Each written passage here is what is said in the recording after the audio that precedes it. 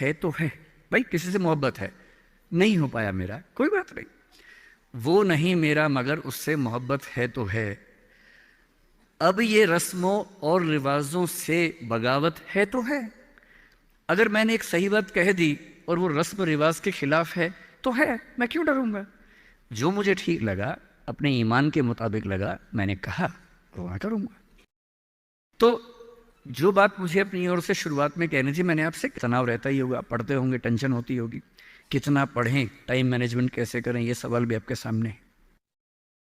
मैं आपसे, देखिए मेरा काम चीज़ों को आसान करना है। मैं दिल्ली में पढ़ाता हूँ आईएएस के बच्चों को, तो मैं उनको भी ये कहता हूँ कि चीज़ें मुश्किल तो कोई भी कर सकता है, चीज़ें आसान करना मुश्किल है, और हमें तो चीज़ें आसान करनी है। इस दुनिया में कोई भी ऐसा एग्ज़ाम नहीं जिसके लिए आपको 24 घंटे पढ़ने की ज़रूरत है।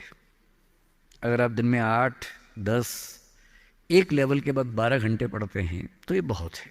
इसलिए मैं आपसे कह रहा हूँ शुरुआत के लिए 8 घंटे की पढ़ाई, 8 घंटे की नींद और 8 घंटे बाकी सब चीज़ें, खेलना कूदना, वो बहुत ज़रूरी है।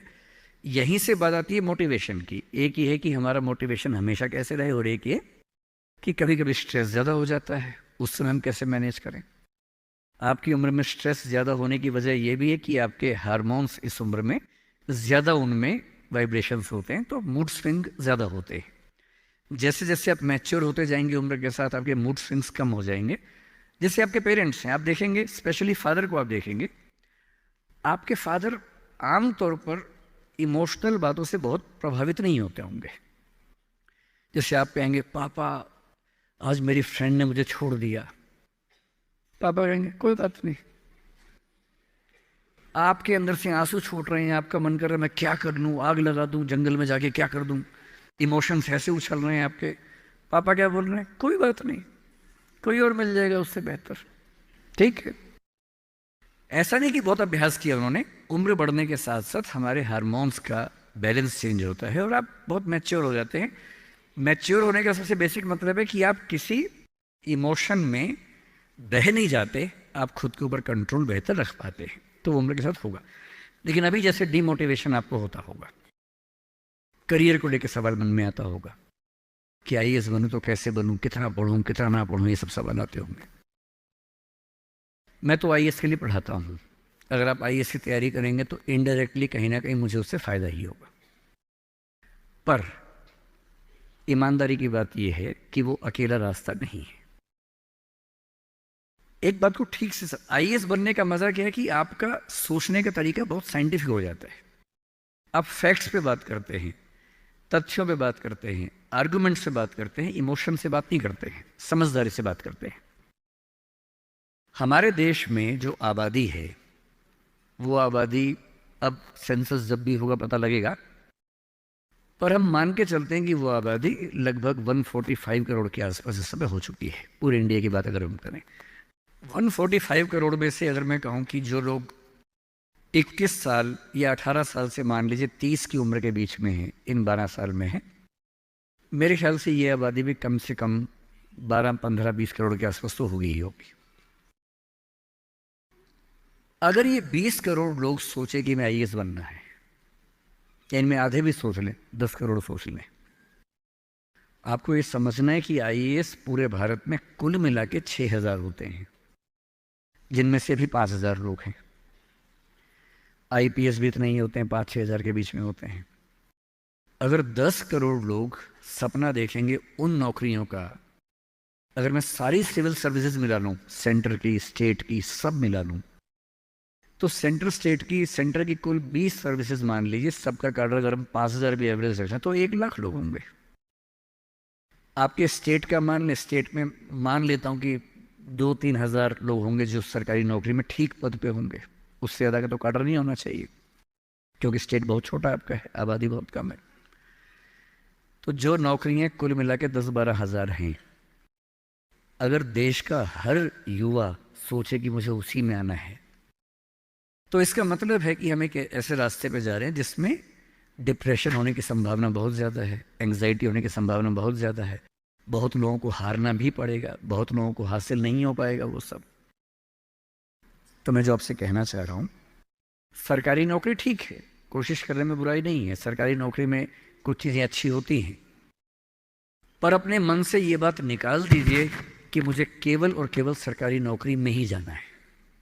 दुनिया में तमाम रास्ते हैं और मैं कुछ रास्ते आपको हिंट करता हूँ इस चीज़ का। जैसे मैं खुद एक एग्जांपल हूँ।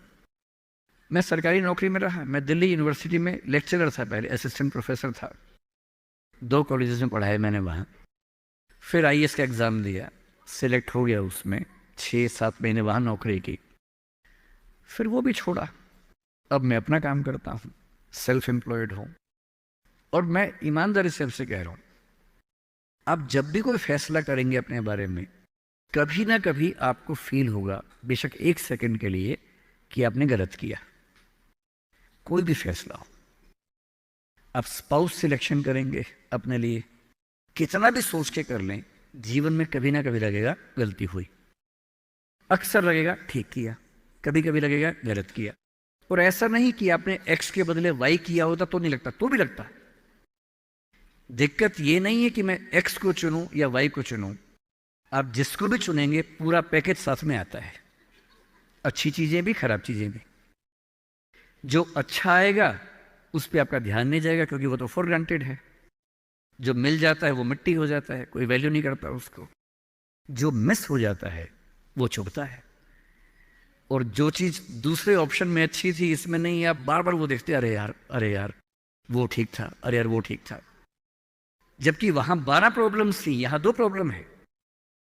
पर हमारी ह्यूमन कॉन्शियसनेस ऐसी है कि जो छूट गया उस पर नजर ज्यादा जाती है, जो मिल गया मिट्टी हो जाता है। एक बड़ा प्रसिद्ध शेर मैं कई बार कोट करता हूं, मतलब दुनिया जिसे कहते हैं जादू का खिलौना है, मिल गया वो मिट्टी है, नहीं मिला वो सोना है। जो नहीं मिलता है ना, वो बड़ा परेशान करता है। ये नौकरी के मामले में भी है। पर मैं ईमानदारी से कह रहा हूं कि मुझे आज तक जिस एक फैसले पर 1 सेकंड के लिए भी नहीं लगा कि मैंने गलत किया, वो नौकरी छोड़ने का फैसला है। मुझे आज तक नहीं लगा कि मैंने गलती की, क्योंकि मुझे लगता मैंने एकदम ठीक किया। मैंने अपने स्वधर्म, अपने नेचर के अनुसार सही किया।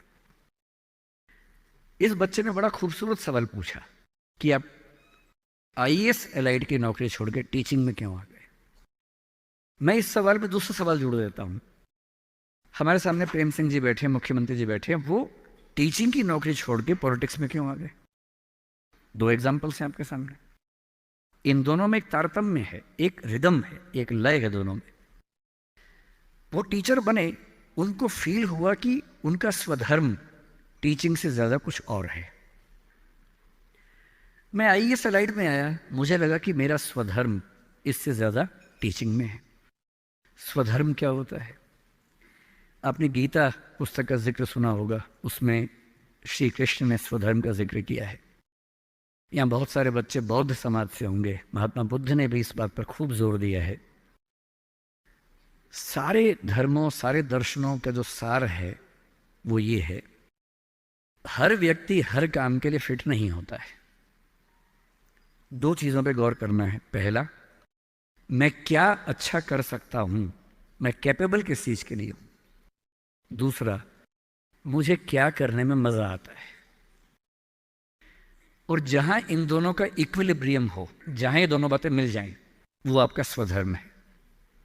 यानी जैसे मैं सिंगर बनना चाहता था, पर मैं इतना गंदा गाता हूं कि मैं जब घर में गाता था, मेरे पेरेंट्स बोलते तो मैं भारतीय सेना में चले जाना चाहिए, बिना बंदूक के विदेशी की तरह देख के गा देना, बस वैसे ही मर जाएंगे सारे के सारे। सही बात है भाई, ये भी ठीक बात है। तो मेरा मन था कि मैं सिंगर बनूं, पर गला कौवे जैसा भगवान ने दिया, कोयल जैसा नहीं दिया, तो मैं सिंगर नहीं बनूंगा।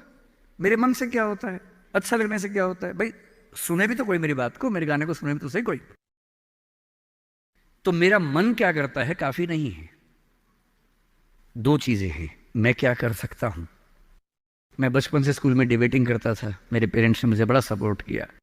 और बचपन से ही मेरे पेरेंट्स ने, टीचर्स ने कहा कि तुम कुछ ऐसा करना कि मंच पर रह सको, पॉलिटिक्स में जाओ, एमपी बनो। तब मेरा मन भी पॉलिटिक्स में आने का था, स्कूल लाइफ में बहुत ज़्यादा मन था उस समय, बाद में नहीं रहा।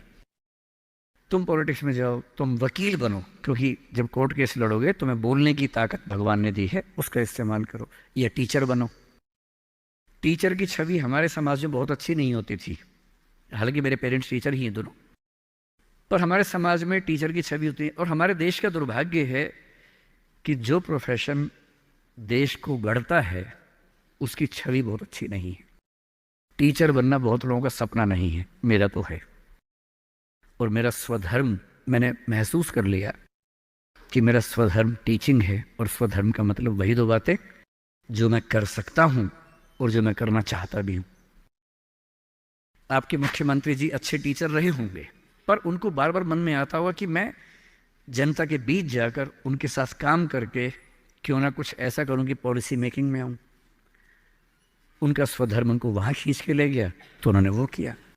और इस दुनिया में जो भी सफल इंसान आपको देखे, कोई भी सफल व्यक्ति देखे, किसी भी फील्ड का हो, आप हमेशा देखेंगे वो वही व्यक्ति है जो अपने स्वधर्म पे चल रहा है, जिसने वही रास्ता चुना जो उसकी क्षमताओं यानी कि कैपेबिलिटीज और उसके इंटरेस्ट यानी कि उसकी इच्छाओं से मैच करता था।